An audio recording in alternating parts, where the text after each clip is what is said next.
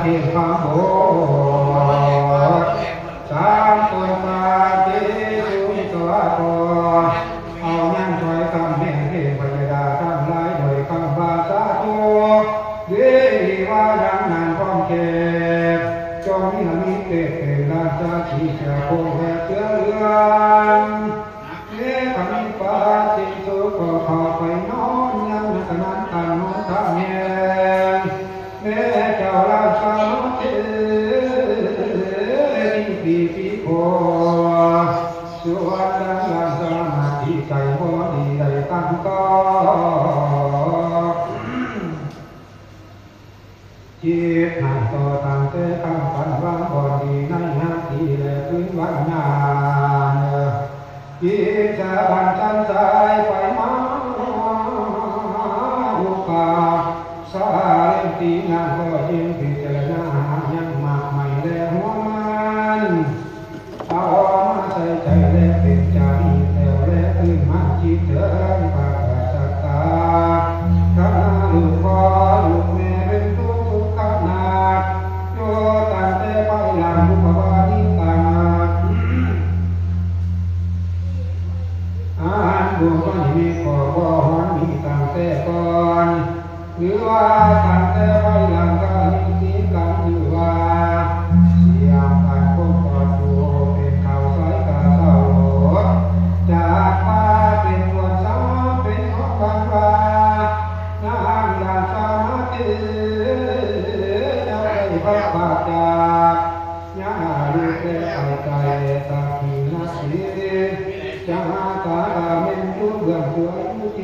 ที่ใจเป็นเหตุจะไปนั่งนั่งใดเสียนั่งสาบาลิโนรุขาอันว่าไม่ทำร้ายก็หากว่าน้องปรากฏเห็นแก่สานานเป็นร่างพระกษัตริย์เจ้านั้นเพราะไว้ปาตัวพิตาคงไหลเป็นวิสันมนทางจากกายลสุขาวิโย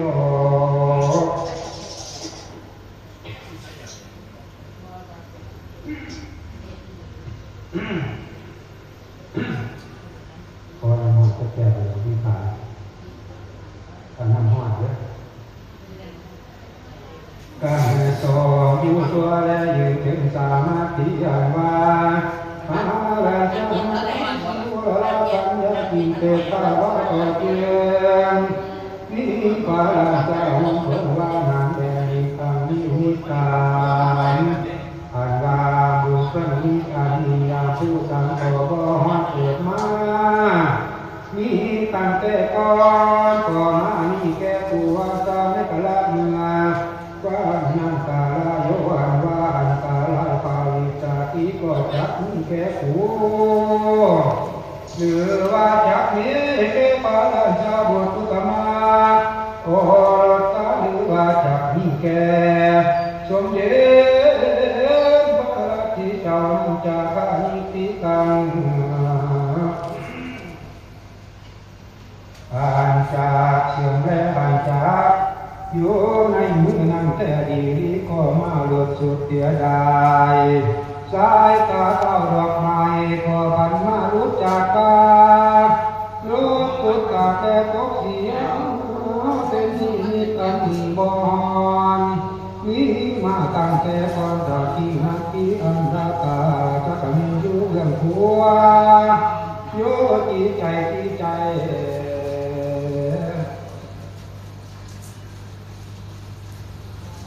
เกิดฟ้าลำดีนานแต่พอเห็นแก่ตาสกายติสาอันนาติทั้งมวลทั้งหลายก็ห่างหลายเล่าเท่าคืนมาแล้วก่อนเท่าวันเปลี่ยนไปมันมีจาตัดสายันนาลำดีนั่นเมื่อนั่นป่าบาลาสมัดดีสีโบราณเจ้ามาตลา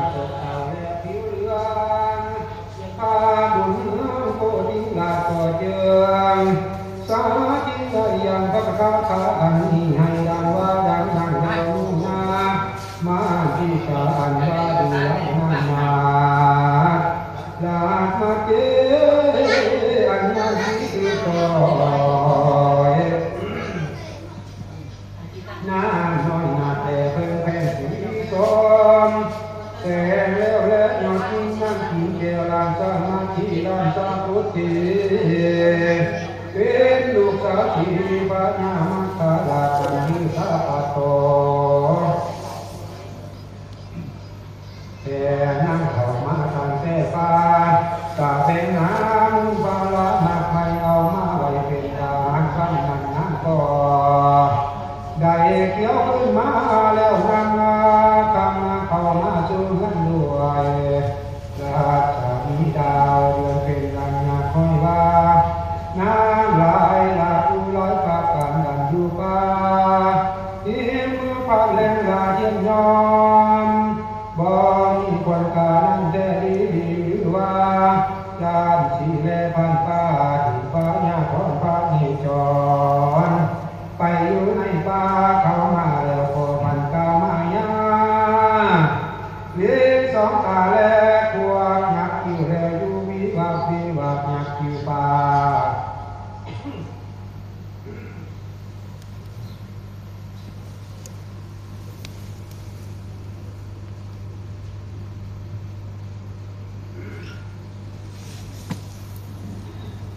เอาเมื่อนั้นแม่นว่าน้ำก็มากะทำสันใดไว้กะบ่มีหัวแม่นว่าน้ำเห็นสู้ไว้กะบ่มีเห็นบาดมีนางก็มากังวลอยู่ที่แก้วที่แก้วที่ให้หาบุตรหน่อยโยสันใดนั่นจะนั่นก็เราขึ้นมาก็เอาไปผู้แห่งฟ้าราชในโอวาหลงไปเนี่ยที่แบบงานมาที่มาจากป่าเขามาประเทศอยู่ในร้านอาหารก็เดี๋ยวจะก้าวข้ามไปอะไรย่านว่าได้สำเร็จในการปฏิบัติย่านว่าได้ถึงถ้ำเจ้าไปตลอดไม่ออกถ้ำที่สูงต้องเฮ็ดใจแก่ไว้ไม่พลาดอีกในวันว่าได้ที่ว่าได้บรรลุโคตรงานเป็นพาเป็นพ่อว่าปู่ฟังนาขอด้วยว่าบวชมาศึกษาเป็นสีน้องมาที่สัมมามินนาเป็นนาที่นักมาเหตุว่าน้ามาทำและตาคนแล้วห้องไห้และโยนเมื่อยังสาวมือคนแล้วเป็นลาเป็นข้าวปัญญาแต่พิสาก็จากเอางานมาดีเสียปาดด้วยมวยเก่าที่ปากคำหินฟ้ามอดินจากจะทำแต่บ่ได้ขาดชีวิตแต่ขาดตายไปที่นั่นนั่นได้นั่งมาสีอันว่านั่งแก้มแก้วราชมาถือก็จะภูมิใจว่าจากยานแห่งเหตุอันไหลหลักปาการปาหิมะพัดเลวลามีต้นวาลสีแลพันป่าคนนายทัวเทพาญาคอนมาโคจรอยู่ในป่าไม่เข้ามาไกลรอพันก้าวก็แง่เนื้อขั้วมือก็พันห้าขั้วจักแขนเชือและใบเก่งและอยู่ดอนบ้านนางคนก็พอมีเห็นว่าน้ำนั้นหันเล่นโชบัดนั้นก็มาเล่นหลวงตกกันน้ำก็เป็นที่นักน้ำเจ้าสาวมีที่โยน้ำมาอันชื่อว่าเป็นทั้งหลายอันพอมีผัวก็ดีแต่มีผัวก็ดีหุยาโอหุยาก็ละเอาไว้แล้วนั่นแก่เอาแค่พอเข้าไปสู่การดูคนความมันกันแต่เจ้าเจ้าพอมาในลาเมื่อยังทำตาผ้าว่าเป็นบ้านนางแล้วก็จักนี่อยู่ในโลกนั้นแต่ดีนั่นก็จอนี่ใครและจะไปหอดและอดให้ถึงหนวดแก้วใส่ตามันนั่งก็ไปโอ้จวนแล้วเล่นกลางอยู่กลางฟ้าดงดอนนั่งก็จะพอปากสมคนน้ำสังสักจริงนั่งก็เจียงเกี่ยวขึ้นมาตั้งแต่น้ำคำกาชาลีนั้นก็จะมาตามหากา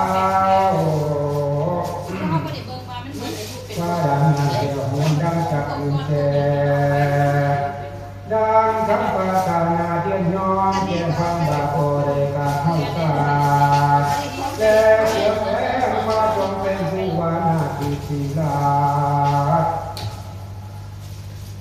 ทิศิลาพระพานก็จะให้จำนำมาตั้งแต่เริ่มลาโอ้ขอตายให้หายโอ้ตายแล้วเขาไปบ่ได้หัวการเดินสู่ภูขานั้นก็พันบ่มีเพิ่นอีกว่า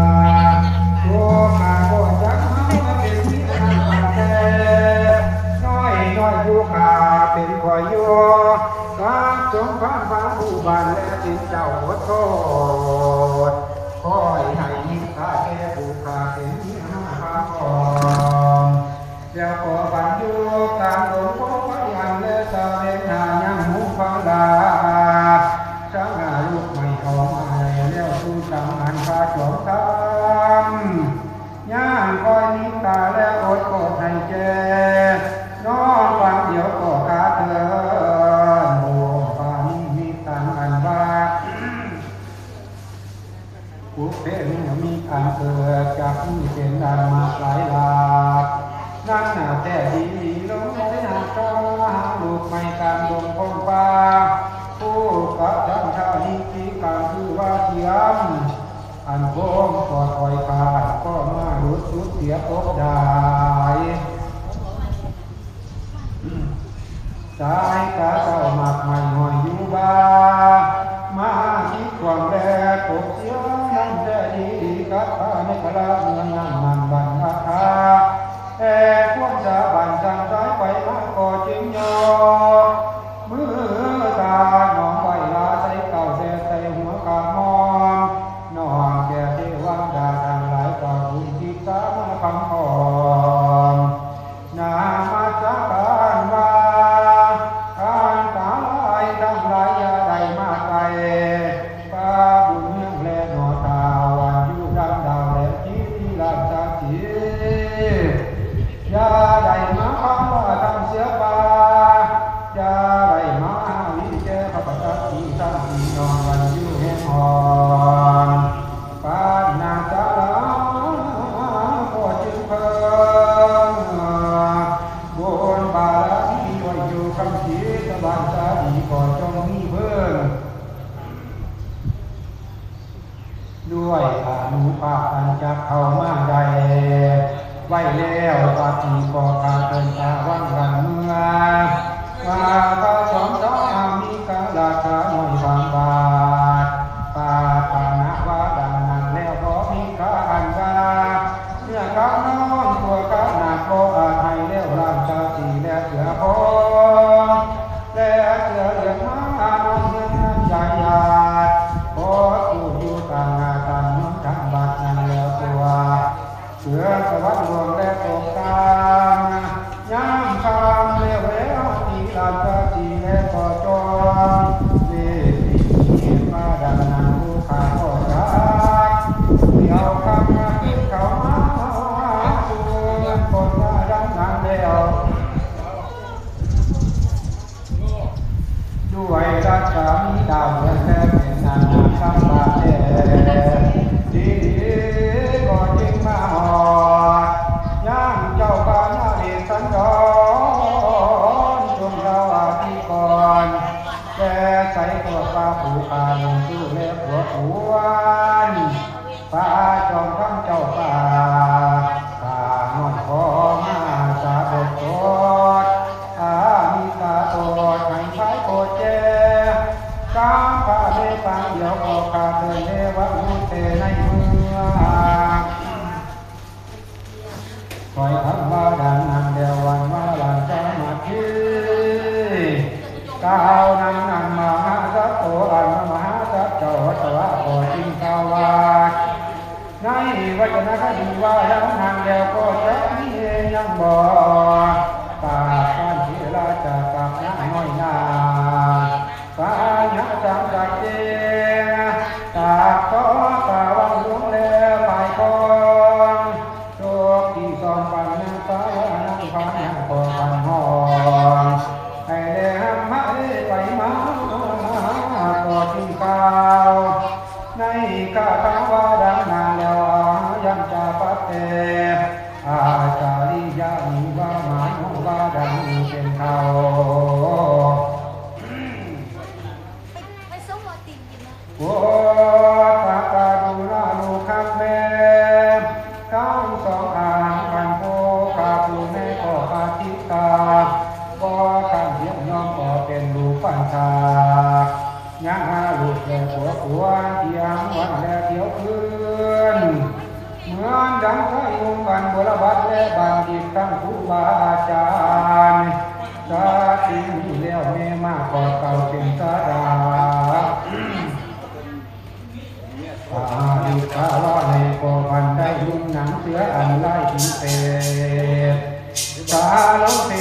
า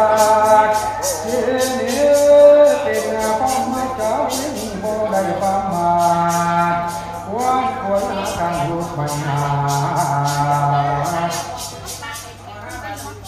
แต่หัวมันทุกวันมันเป็นเหตุให้เพื่อขาพี่น้องทั้งสองก็แม่นาอีทั้งสุวรรณาอาลิกำงานว่าเขาประกาศเชื่อว่าเมียหลานเลิกค่ะเมียหลานอันนั้นลำเลือดเดียวแก่แก้วแก่จอดีแลชีวิตสุดเทหิงก่อมาลาชาเจ้าก่อจองยามดอกบัวและดอกสามหัวชาบ้านอันแดงงามและชิงซอยให้แก่น้ำหนักหน่อยกันหาปัจจักะก็จงให้แก่มาลาชาเจ้าก็จริงเลี้ยงดูยังสาวแก้มใจที่นั่นแล้วถ้าปอกไม่ทั้งเกศาปอกพันมาพังพอ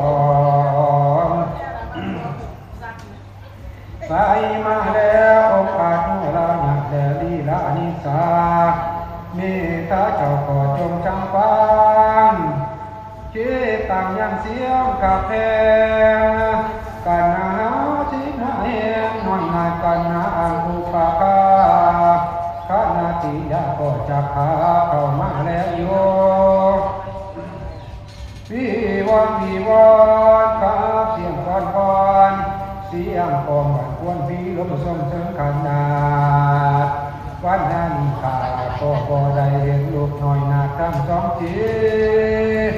มายังกันว่าหัวผู้ขาสองฟังฟ้าตาดินหน้าอันว่าเจ้ามือมูว่าให้นั่งวางบ่ดีก็จองครับมีมาบวชเป็นลัทธิกลางดงพงไฟเขียวทอตั้งแต่ผัวเมียผู้เดียวทั้งลูกทั้งผู้ก็ได้ขาดหาลูกไม่หามาสู่ปัญญาสามัญสุขทุกขเวทนาอันเป็นทุกข์และอันเป็นสุขและทุกข์สามการก็